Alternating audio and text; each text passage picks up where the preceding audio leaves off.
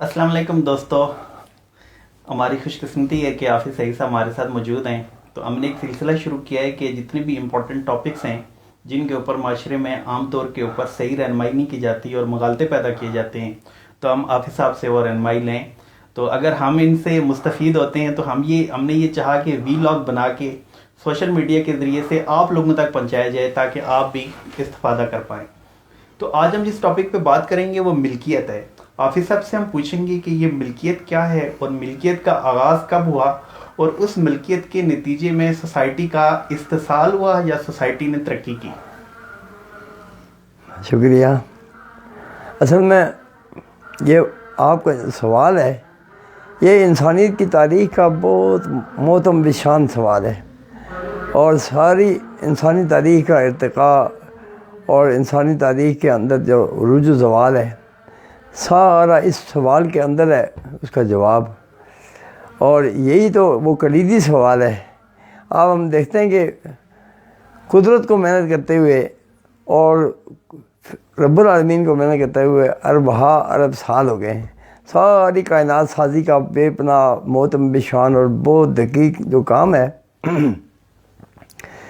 وہ اپنے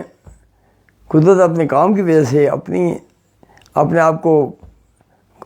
اس میں ابتلا کی وجہ سے، مبتلا کرنے کی وجہ سے، وہ درد اٹھانے کی وجہ سے، اور ساری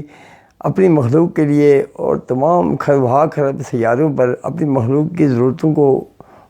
اور حاجتوں کو پورا کرنے کے لیے جو نظام قدرت کی بے پناہ محنت ہے، وہ اس بنا پر وہ مالک الملک ہے اور مالک یوم الدین ہے، کہ اس لیے کہ اس نے سب کچھ اپنی محنت سے آغاز کر کے، اپنے آپ کو محنت میں شامل کر کے، بلکہ اپنے آپ کو محنت میں مبتلا کر کے اس نے یہ حق حاصل کیا ہے۔ اور یہ جو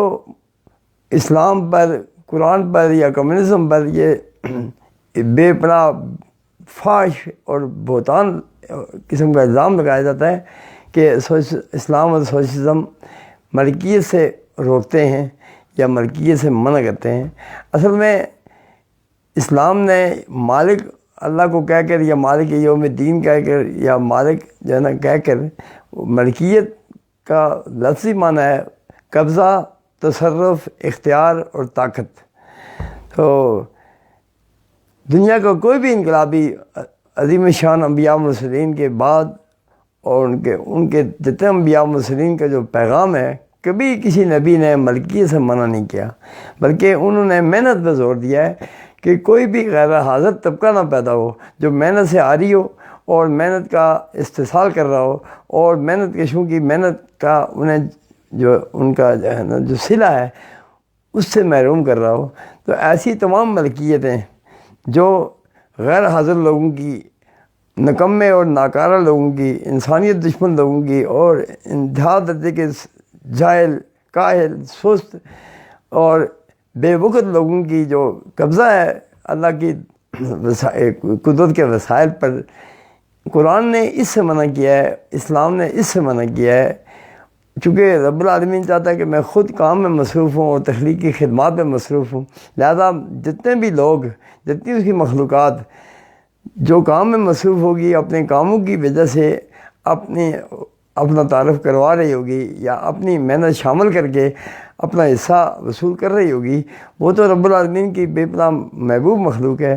اور انسان کے علاوہ اب تک دنیا کی نہیں بلکہ کائنات کی تاریخ میں، بلکہ تخلیق کی تاریخ میں انسان کے علاوہ کوئی ایسی مخلوق نہیں ہے جس نے محنت میں شامل ہوئے بغیر محنت کا صلہ وصول کیا ہو۔ یہ واحد جب سے ظلم و ستم اور فطرت کے قوانین کا انحراف شروع ہوا ہے، ہزاروں سال پہلے سے، زراعت کے بعد، زراعت سے پہلے بھی کبھی بھی انسان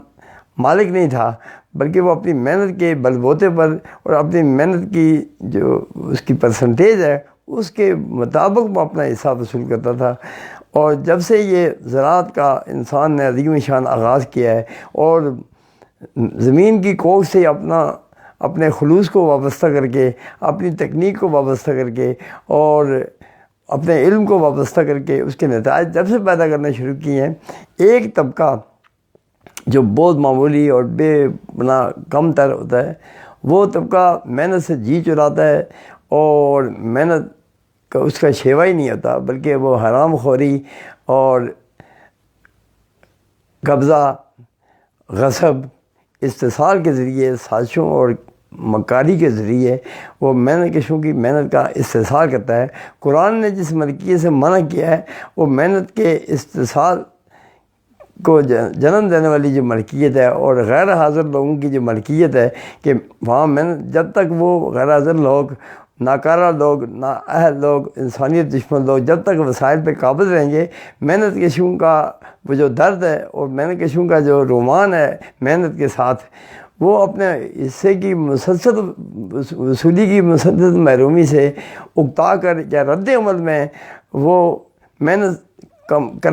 کم کر دیتے ہیں یا محنت کرنا چھوڑ دیتے ہیں، اس لیے کہ ان کو محنت کا صلہ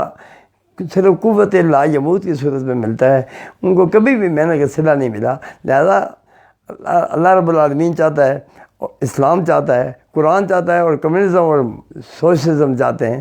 کہ دنیا میں تمام لوگ، ہر ایک انسان، قرآن میں لکھا ہوا ہے وَلِكُلٍّ دَرَجَاتٍ مِّمَّا عَمِلُوا، ہمارے ہاں ہر شخص کا درجہ اور اس کی کارگزاری متعین کرے گی، اور کل نفس بما کسبت رہین، ہر ایک آدمی اپنے کاموں پہ ڈپینڈ کرتا ہے، اور کوئی بھی آدمی جو غیر حاضر و عذر ہوئے قرآن، اس پر وہ تمام چیزیں جو اپنی اس میں محنت شامل کیے بغیر وہ کھاتا ہے یا پہنتا ہے یا ان کو حاصل کرتا ہے، وہ سارے احساسے اس کے لیے حرام ہیں۔ اس لیے رب العالمین بھی محنت کرتا ہے اور ساری مخلوق کی تمام ہر نوع زندگانی وہ محنت کے بل پر جی رہی ہے ایک، اور اس کے بعد کبھی بھی کوئی بھی مخلوق انسان کے علاوہ سٹور نہیں کرتی۔ ایک چوہا سٹور کرتا ہے، اور ایک انسان، یہ جو ایک سامراجی انسانیت دشمن جو لوگ ہوتے ہیں، اور وہ ایک اقلیت ہوتی ہے، غاصب اقلیت جو سٹور کرتی ہے اور چیزوں کو جو ہے نا اپنے ہینڈ اوور کر لیتی ہے اور چیزوں کو باؤنڈ کر لیتی ہے اپنے پاس۔ اس سے ذوق محنت، شوق محنت اور شوق ذہانت اور شوق جو ہے نا زندگی کی کاوشوں میں مبتلا ہونے کا جو شوق ہے، ذوق ہے اور رومان ہے، اس میں بے پناہ اس میں کمی آتی ہے۔ اس لیے قرآن نے کسی کو بھی، قرآن عذر ہوئے قرآن دنیا میں انسان کو صرف حق انتفاع، حق استنفاع، ایک خود نفع حاصل کرنا، اور ایک ہوتا ہے تمام لوگوں کے لیے نفع کو یقینی بنانا، یہ صرف یہ حق استنفاع کی وراثت ہے، حق ملکیت کی وراثت نہیں ہے۔ اس لیے کہ کوئی بھی آدمی عذر ہوئے قرآن کسی چیز کا مالک نہیں ہو سکتا، اس لیے کہ وہ اگر آپ کپڑے بھی پہنتے ہیں تو وہ صرف استفادہ کر رہے ہیں اور نفع اٹھا رہے ہیں، اگر آپ محنت بھی کرتے ہیں اور کوئی چیز بناتے بھی ہیں تب بھی آپ اپنے نفع کے لیے اور لوگوں کے نفع کے لیے بناتے ہیں۔ تو اس لیے اس حق انتفاع کا جو میراث ہے وہ ہے قرآن میں۔ یہ جو قرآن کے آیات کی تخریف کر کے یہ تاثر دیا جاتا ہے کہ قرآن جو ہے نا وہ ملکیت کا حامی ہے، ایسی ملکیت جس میں استحصال ہو اور جس میں محنت کشوں کا استحصال ہو یا محنت کا استحصال ہو، اور ایک غاصب طبقہ، انسانیت دشمن طبقہ تمام وسائل قدرت پر قابض ہو کر بیٹھ جائے، اور اس کے بعد وسائل قدرت کا جو فروغ ہے، ان کا جو تنظیم ہے اور ان کی جو نفع اندوزی ہے، اور اس کی وہ جو جسے کہتے ہیں آپ اپنے مادی تنظیم کا عمل جو ہے، اس میں جتنی رکاوٹیں پیدا کرنے والے جتنے بھی لوگوں کے کوششیں اور کاوشیں ہیں، اس وجہ سے قرآن نے